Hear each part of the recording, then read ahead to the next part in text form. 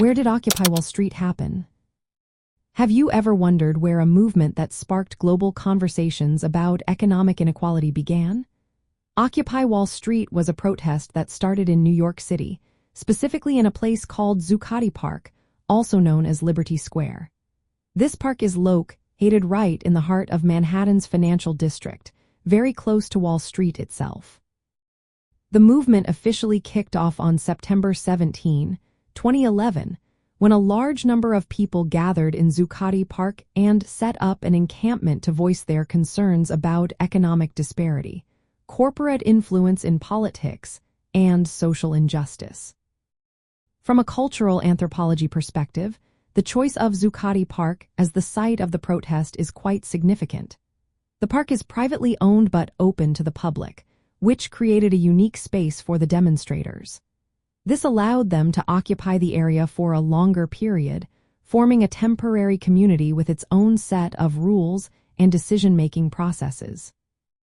The occupation became a form of voluntary association, where individuals from various backgrounds united to challenge the existing economic and political structures.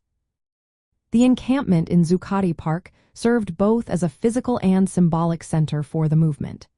It was a gathering place where protesters could share resources, hold meetings, and organize actions. The use of consensus-based decision-making and the establishment of communal spaces reflected the movement's focus on direct democracy and collective action. These practices are of particular interest to anthropologists who study how groups form, create shared identities, and challenge social norms. As time went on, the movement spread beyond New York City, inspiring similar occupations in various cities across the United States and around the world. However, the original and most recognized site of Occupy Wall Street remained Zuccotti Park until the encampment was cleared by police in November 2011. Anthropologists might examine how the occupation of Zuccotti Park acted as a small-scale example of alternative social organization.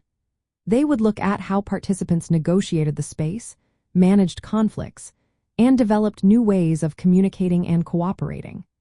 The movement's use of public space to confront economic and political power is a key example of how voluntary associations can bring about social change.